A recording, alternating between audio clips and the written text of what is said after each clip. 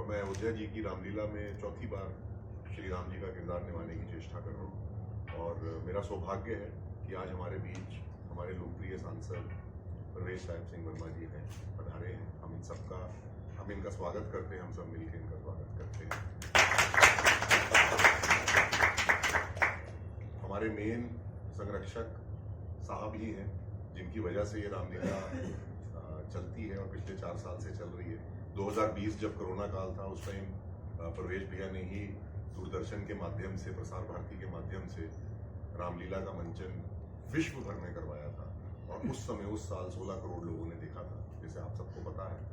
Next year था उसमें 22 करोड़ लोगों ने देखा था और पिछले साल 26 करोड़ लोगों ने उसी रामलीला का मंचन देखा। डीडी नेशनल, प्रसार भारती और यूट्यूब के माध्यम से। इस साल हम फिर परवेश भैया से यही गुजारिश करेंगे कि डीडी नेशनल फिर से हमारे वहाँ पर आए और हमारी रामलीला को कवर करें और विश्व भर में हमारी रामलीला का जो मंचन है वो दिखा के हमारा जो परिश्रम है उसको 4 चांद तक बात हुई है। सो मैं भैया से रिक्वेस्ट करूंगा कि 2 शब्द बोलें।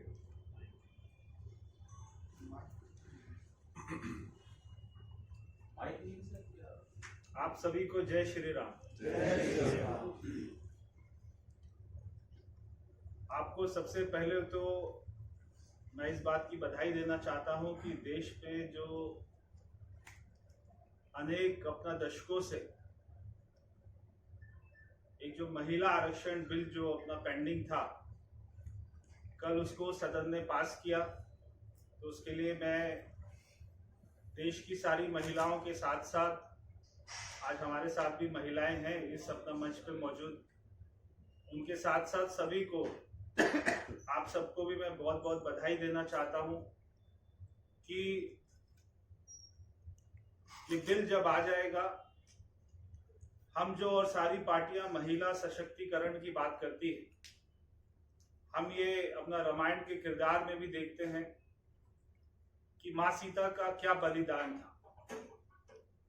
जो 14 वर्ष का वनवास मिला था वो माँ सीता को तो नहीं मिला था, वो तो प्रभु श्री राम को मिला था, मगर वो भी उनके साथ साथ में उन्होंने भी पूरा वनवास काटा। तो हमारे देश को आगे ले जाने के लिए, इस स्थान तक ले जाने के लिए हमारे देश की महिलाओं का बहुत बड़ा योगदान है। इसलिए मैं सारी महिलाओं को सबसे पहले नमन करता हूं और आप सभी को बहुत बहुत बधाई देता हूं ये बिल पास होने।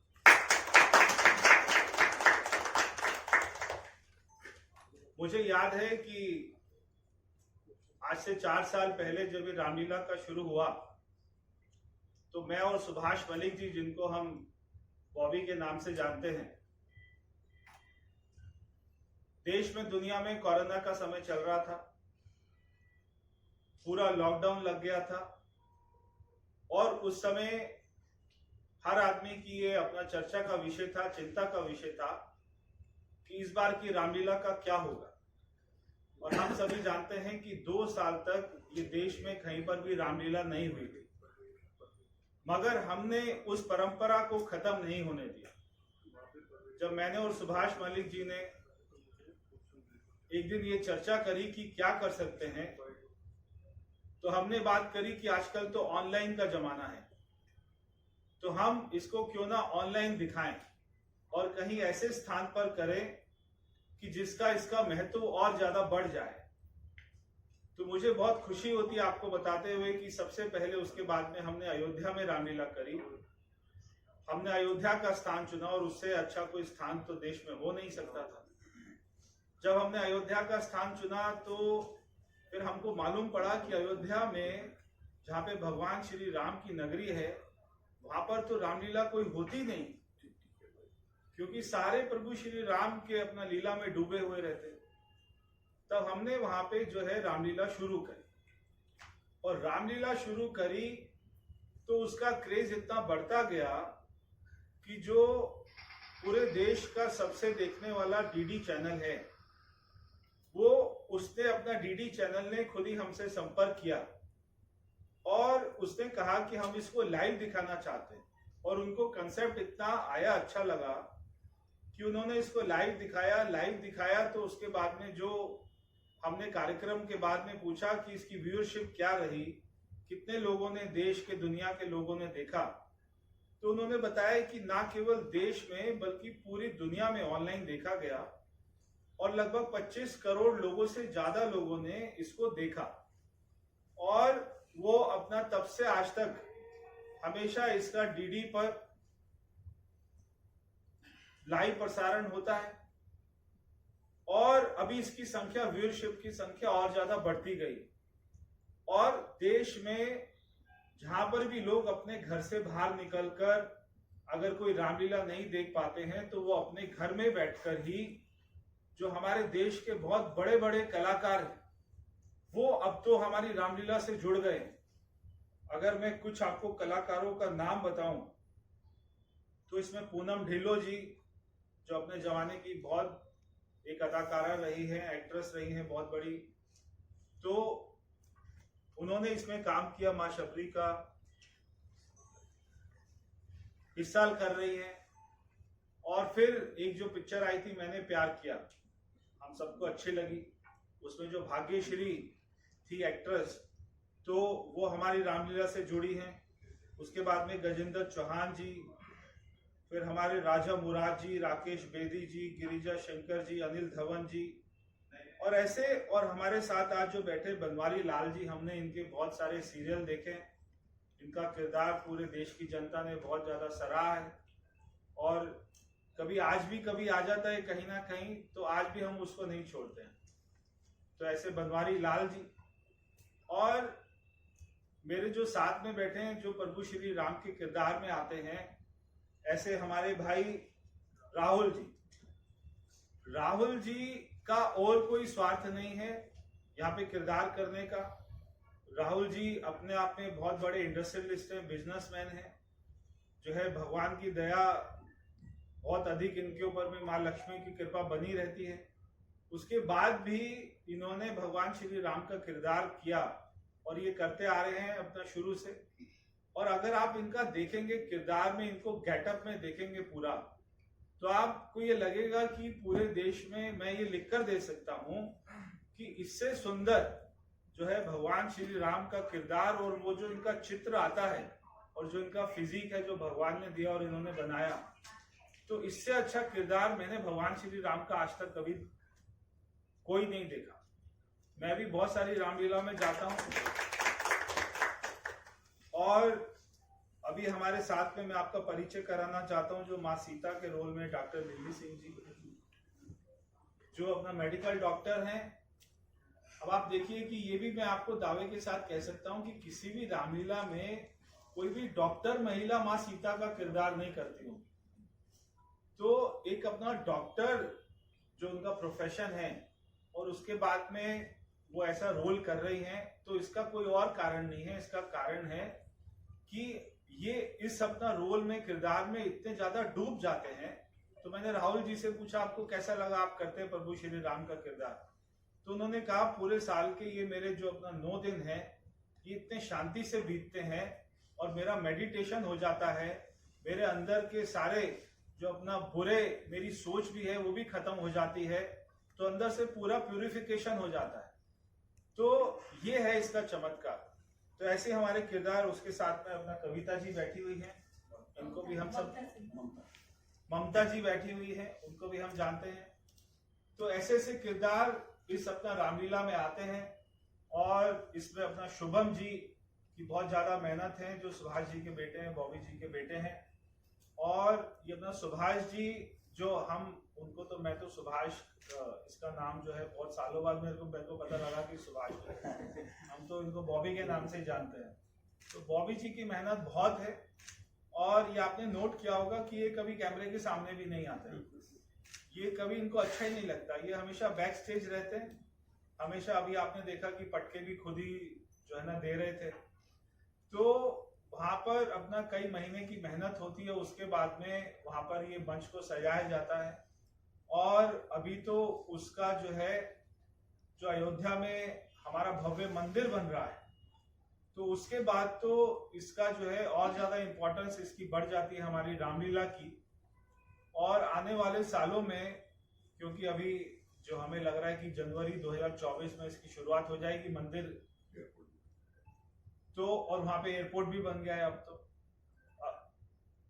तो अच्छा, जैसे मैं आपको बता रहा था कि राहुल जी बहुत बड़े बिजनेसमैन हैं, तो जो अयोध्या में एयरपोर्ट बन रहा है वो भी इन्हीं की कंपनी बना रही है।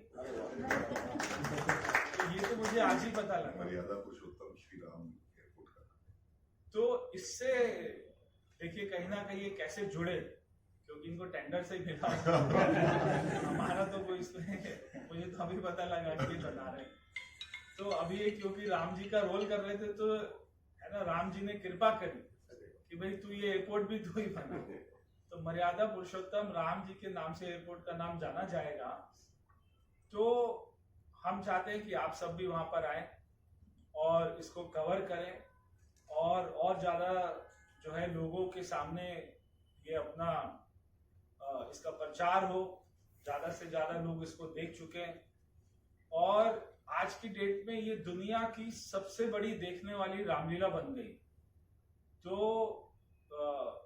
इसलिए मैं इसके लिए जितने भी किरदार हैं उन सबके साथ जो पूरी टीम है उन सबको मैं बहुत बहुत बधाई देना चाहता हूं, और साथ में उत्तर प्रदेश सरकार को मैं बहुत बहुत जो है अपनी तरफ से धन्यवाद करना चाहता हूं।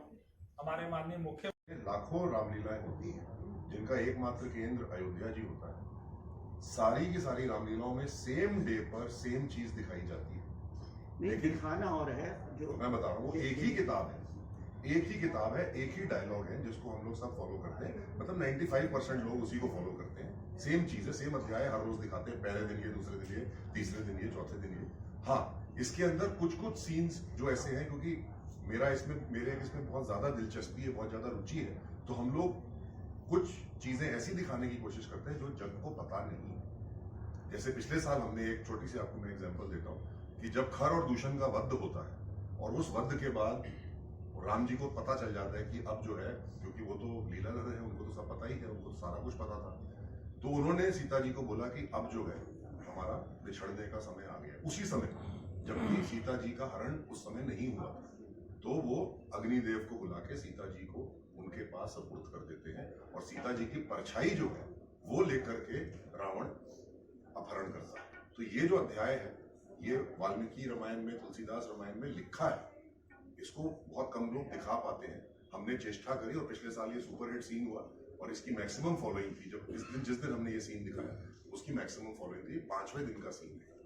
तो ऐसे ही हम इस साल और भी बहुत चीजें दिखाने की कोशिश करेंगे, जो लोगों को हम कुछ तो अलग दिखाएंगे ना। प्रवेश जी, जैसे महिला आरक्षण के बारे में जी निभा रहे थे, तो इस साल वरुण सागर जी निभा रहे, तो ऐसे करके कई हमने कलाकारों में चेंजेस करे हैं। हमने इस बार स्थान भी बदला है।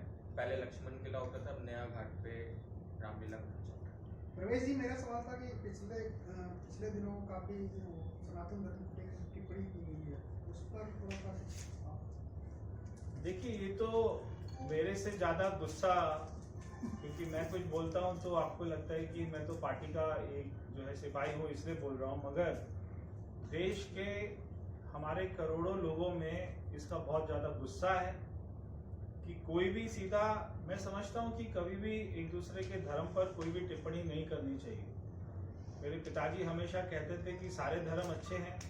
अगर किसी व्यक्ति को किसी मंदिर में जाकर शांति मिलती है, किसी व्यक्ति को मस्जिद में जाके शांति मिलती है, किसी को चर्च में जाके शांति मिलती है, तो जिस आदमी को जिस स्थान पर जाके शांति मिलती है उसके धर्म के ऊपर में कोई भी टिप्पणी नहीं करनी चाहिए। तो मैं चाहता हूँ कि ये जो इंडिया अलायंस बना है, और आपको ध्यान होगा इनकी जो मुंबई में बैठक हुई थी, उसके बैठक के तुरंत बाद ही उन्होंने ऐसा बयान दिया। तो ये किसी एक व्यक्ति का कोई बयान नहीं है, स्टालिन का कोई बयान नहीं है, ये पूरे इंडिया अलायंस का बयान है। उसमें अरविंद केजरीवाल भी शामिल हैं, तो उसमें कांग्रेस भी शामिल है। तो अरविंद केजरीवाल अपनी चुप्पी तोड़ते हुए बताएं कि क्या वो इस बयान से जो है इत्तेफाक रखते हैं या नहीं रखते। उन्होंने अभी तक कोई जवाब नहीं दिया, इसका मतलब वो रखते ही। जब चुनाव होता है तो वो हनुमान लीला करते हैं, हनुमान का पाठ करते हैं। चुनाव खत्म होते ही, मुख्यमंत्री बनते ही हमारे हिंदुओं को ही, हमारे सनातन धर्म को ही डेंगू मलेरिया बोल देते हैं और उनके साथ खड़े हो जाते हैं। तो इससे ज्यादा शर्म की कोई बात हो नहीं सकती है। तो जो अपना लोगों की ताकत है वो होती है ताकत अपना वोट की, और वोट की ताकत वो दिखाएंगे 2024 में, जब भारतीय जनता पार्टी की एनडीए की 400 सीटों से ज्यादा जो है हमारी सीटें आएंगी। तो ये पता लगेगा सनातन धर्म की क्या ताकत होती है।